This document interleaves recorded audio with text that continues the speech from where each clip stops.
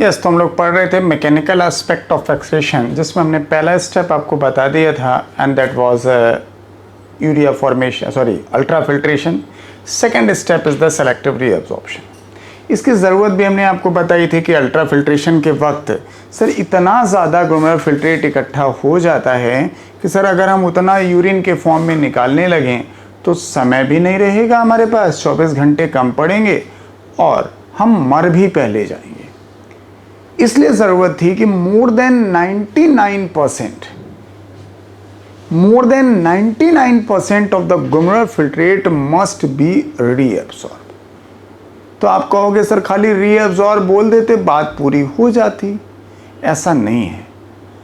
अब हम जब रीअब्सॉर्ब करते हैं तो चयन करते हैं, क्योंकि हमने तो फिल्ट्रेशन इसलिए किया था कि जो गैर ज़रूरी चीज़ें हैं, वेस्ट चीज़ें हैं, वो फिल्टर हो जाएं और फिर इस ट्यूबुलर स्ट्रक्चर से होते हुए वो यूरिन के फॉर्म में बाहर निकल जाएं।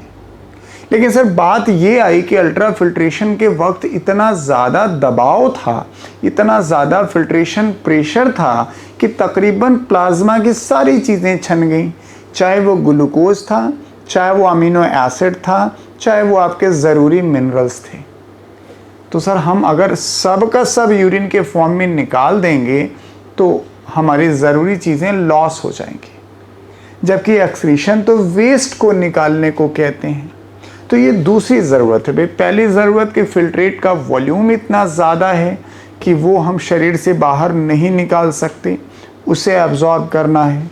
लेकिन सेलेक्टिव वर्ड इसलिए कि हम एब्जॉर्ब जब उसे करें तो ये भी तय कर लें, चयन कर लें कि कौन सी चीज़ें हमारे लिए ज़रूरी हैं, सर उसका रीअब्जॉर्प्शन करें। जो गैर ज़रूरी हैं, जिसे हम ज़रूरी नहीं समझते, सर उसे जाने दीजिए, कोई फ़र्क नहीं पड़ता, कहाँ तक सब रखोगे। तो यही बात यहाँ पे हमने आपको डायग्राम में शो की, किताब में भी बना हुआ है, लेकिन मैंने डायग्राम्स ऑब्वियसली कलरफुल बनाया है और आपको बेहतर समझाने के लिए बनाया। तो हम लोगों ने कहा था कि जब प्लाज्मा का सारा कुछ छन जाता है तो फिल्ट्रेट तो आइसोऑस्मोटिक हुआ ना भाई। सब कुछ अगर आपने छान लिया तो कंसंट्रेशन तो सेम होना चाहिए। तो ये आइसोऑस्मोटिक फिल्ट्रेट जो बोमेंस कैप्सूल में है, वहाँ से हम प्रॉक्सिमल कन्वोल्यूटेड ट्यूबुल में आते हैं, फिर लूपा फेनले में जाते हैं, फिर डीसीटी में जाते हैं। यहीं तक का हिस्सा नेफ्रॉन है, उसके आगे तो नेफ्रॉन नहीं था। तो जब फिल्ट्रेट यहाँ पर सेलेक्टिव रीअब्जॉर्प्शन की बात आती है तो जो हमने कहा रीअब्जॉर्प्शन तो 3 मुख्य जगह है।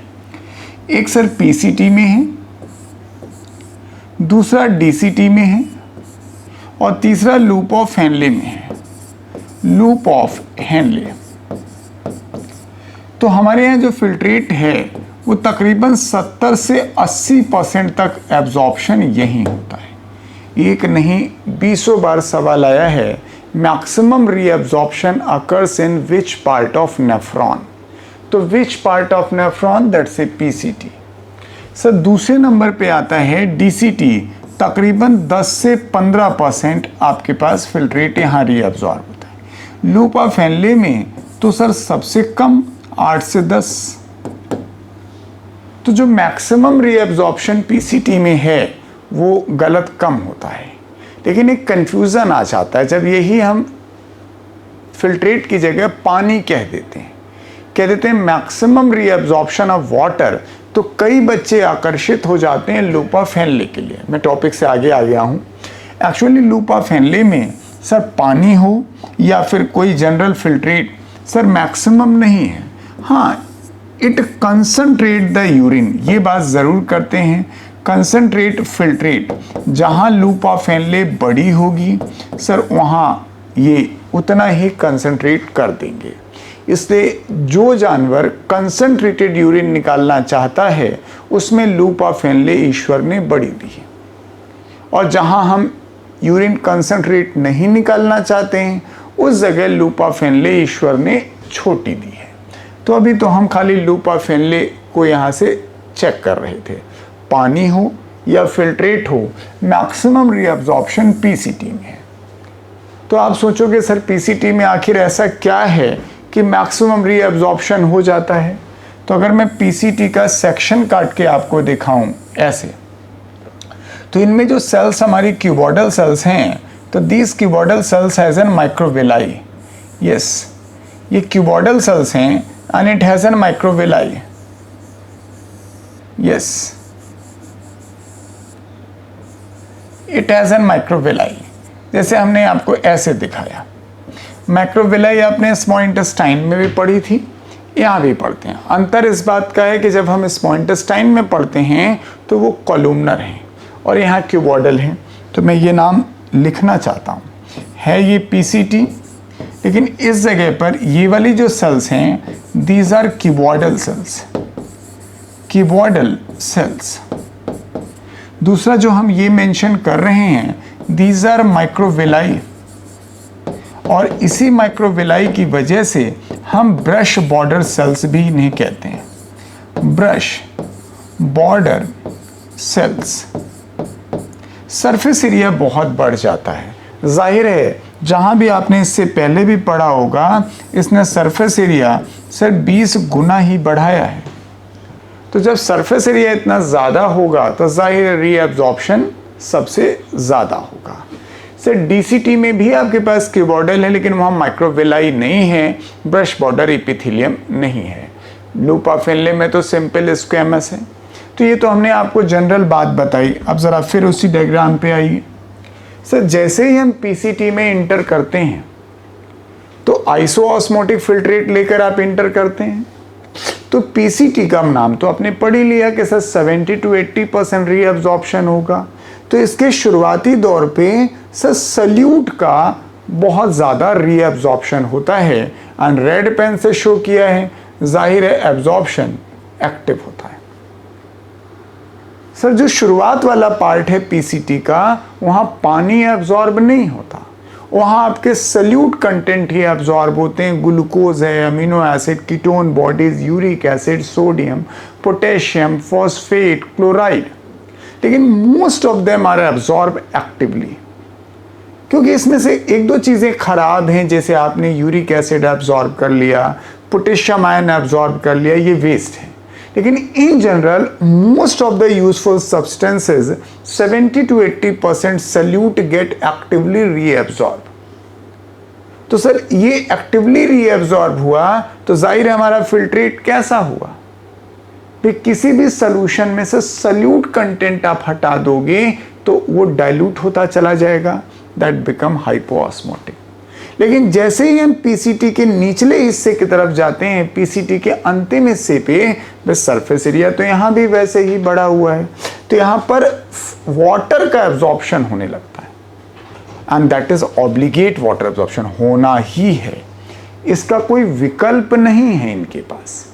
यानी अगर आप 70% सोल्यूट एब्जॉर्ब करते हैं तो वाटर भी आपको 70% रीअब्जॉर्ब करना पड़ेगा, और अगर 80% रीअब्जॉर्ब करते हैं तो वाटर भी आपको 80% रीअब्जॉर्ब करना पड़ेगा, तभी तो सर हमारा फिल्ट्रेट आइसोऑस्मोटिक होगा।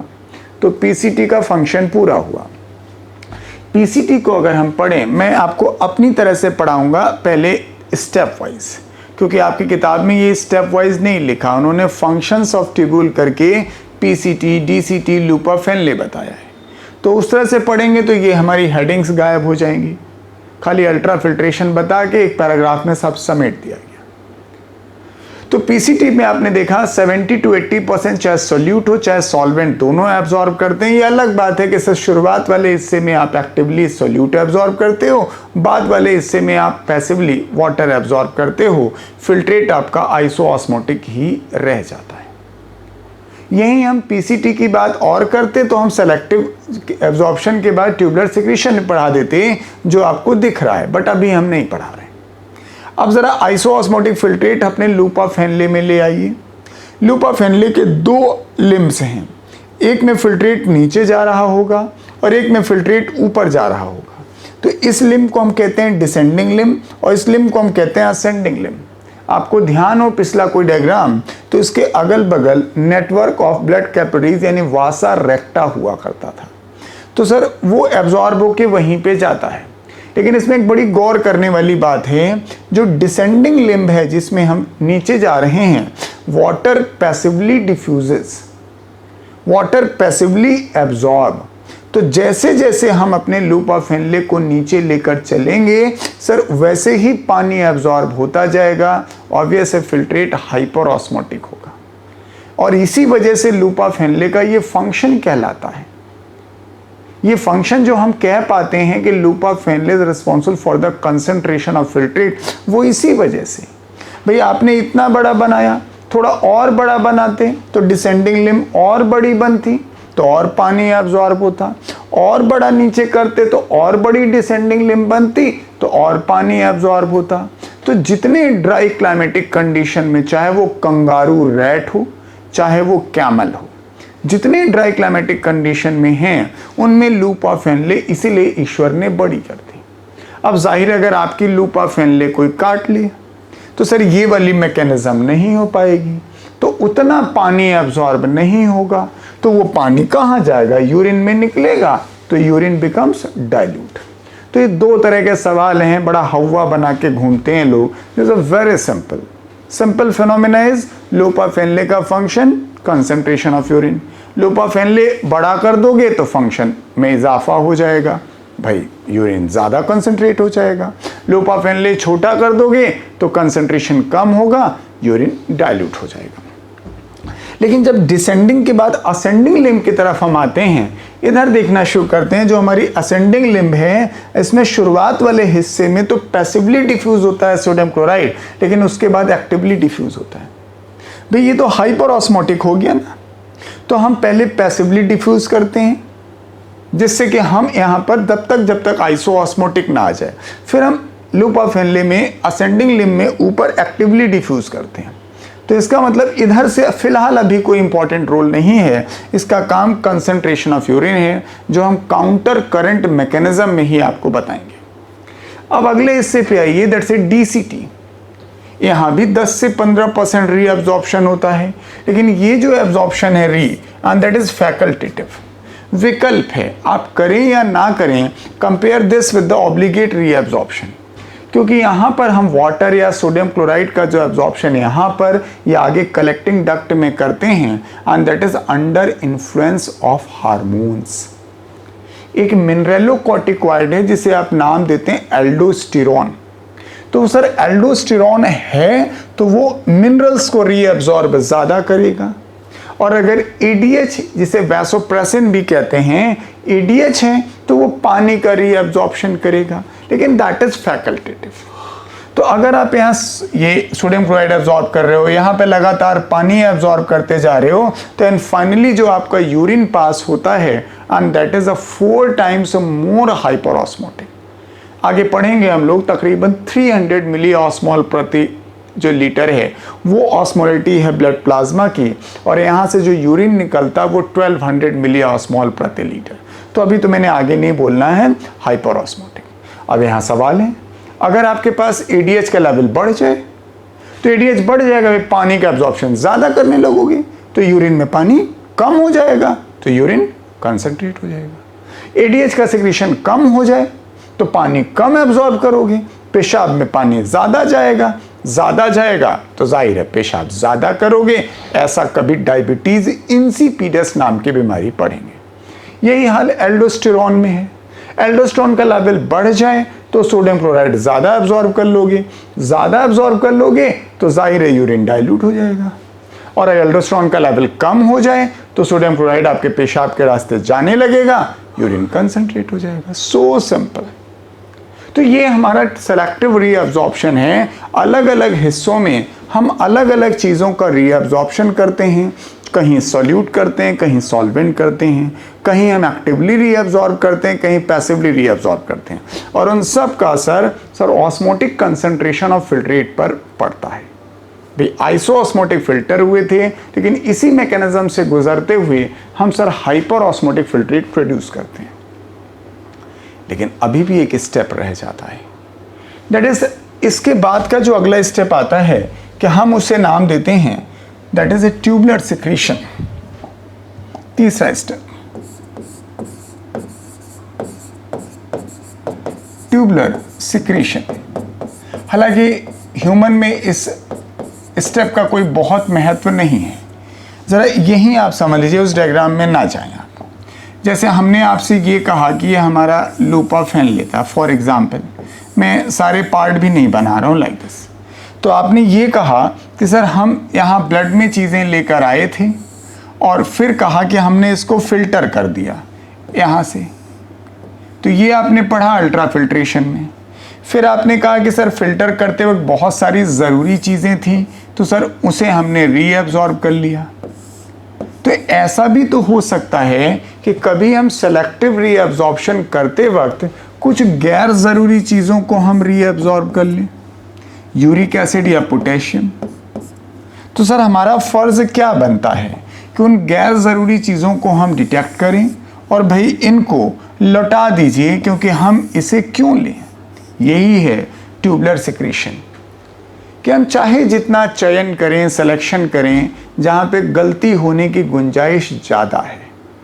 तो अगर कभी गलती से हम कोई सब्सटेंस या कोई ऐसी चीज़ वेस्ट गलती से सेलेक्टिवली रीअब्जॉर्ब कर लें, तो भैया रिटर्न कर दो।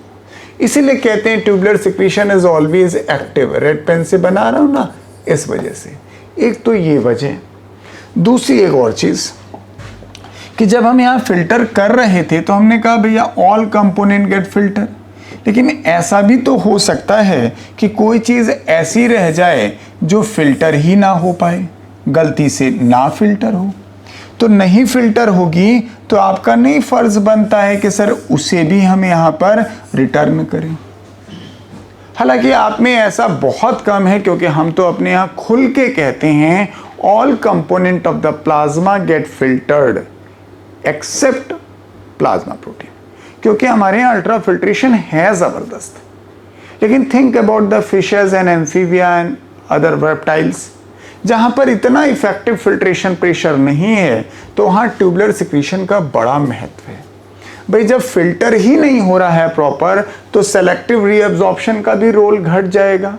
तो वहाँ तो इसी का रोल सबसे ज़्यादा है कि जो ट्यूबुलर सिक्रीशन है, and that plays a very important role, कि वो चयन कर लेते हैं कि भाई ये चीज़ें जाननी चाहिए, तो एक्टिवली उनको फिल्ट्रेट में डाला जाता है ताकि वो यूरिन के रास्ते फिर बाहर निकल सकें। यस, तो ये तो हमारे जो 3 स्टेप थे कि हमने आपको बताना चाहा कि अल्ट्रा फिल्ट्रेशन किसे कहते हैं, शायद यहाँ बताया था, ये था अल्ट्रा फिल्ट्रेशन का स्टेप। फिर हमने दूसरा स्टेप बताना चाहा, that is selective reabsorption, look here. और फिर तीसरा स्टेप आपको बताया, and that is tubular secretion. लेकिन अगर हम अपने टॉपिक की बात करें जो हमारी टेक्स्ट बुक में दिया है, उसमें फंक्शन ऑफ ट्यूब्यूल भी दिया हुआ है। तो मैं तो ये यूरिन की बात कर ही रहा हूँ, लेकिन this tubule also plays a very important role in the ionic balance and pH balance. हमारे शरीर में जो फिल्ट्रेट है, जो बॉडी फ्लूइड है, उनका आयनिक बैलेंस भी ये करते हैं और उनका ऑस्मोटिक कंसंट्रेशन मेंटेन रखते हैं, उनका पीएच भी बैलेंस करते हैं। देखते हैं कैसे। पीसीटी का मोर और लेस आपने फंक्शन तो सारा पढ़ लिया, भाई मैक्सिमम रीअब्जॉर्प्शन, कुछ का एक्टिव कुछ का पैसिव। लेकिन अगर आप एक चीज़ को ध्यान दें जो हमने यहाँ पर मेंशन की है, यस, इनकी बात कर रहा हूँ। देखें पीसीटी में यहाँ पर हम पोटेशियम, हाइड्रोजन और अमोनियम आयन को एक्टिवली डिफ्यूज करते हैं इस जगह पे, और इसके बदले में हम पैसिवली बाइकार्बोनेट आयन को एब्जॉर्ब करते हैं। तो this plays a very important role in the osmotic concentration. Osmotic concentration कह लीजिए, आयनिक बैलेंस कह लीजिए, आयनिक बैलेंस या पीएच बैलेंस कह लीजिए। तो इसमें इसका जो पीसीटी का रोल है वो सेलेक्टिव रीअब्जॉर्प्शन के साथ साथ इसमें भी है। सर यही काम अपने डीसीटी में भी आप देखिए, सर सेम फंक्शन है वही जो यहाँ पढ़ रहे थे कि ऑस्मोटिक बैलेंस करना, आयनिक बैलेंस करना या पीएच बैलेंस करना। दिस कि that is active secretion of the H plus, K plus and ammonium ion along with the passive absorption of the bicarbonate ion। Sir यही क्यों? सर ये तो बात यहाँ भी लागू होनी चाहिए। भाई यहाँ पर भी आप जो है सर इनका सिक्रीशन करते हैं, this H plus, K plus and ammonium ion। Sir इसका भी रोल, यानी तीनों का रोल अगर आप देखें इन जनरल ट्यूब्यूल का रोल ही अलग है। कि वो यूरिन फॉर्मेशन के साथ साथ आपके बॉडी फ्लूइड में ऑस्मोटिक कंसंट्रेशन, आयनिक बैलेंस या पीएच बैलेंस को भी मेंटेन करता है। वो डिफरेंट पार्ट में है। तो देखिए जैसे हमने ट्यूबुलर सिक्रीशन दिखाया है यहाँ पर, ये देखिए वेस्ट सब्सटेंसेस थे जिनको लौटाना ज़रूरी था। इस हिस्से में हमने आपको फिर वही हिस्सा दिखाया कि कैसे वो पीएच और आयनिक बैलेंस को मेंटेन करते हैं। तो ये हिस्सा भी इस डायग्राम में पूरा हो जाता है जो आपकी टेक्स्ट बुक के अलग टॉपिक में बना के दिया गया है, that the function of the different part of the tubulus. Yes.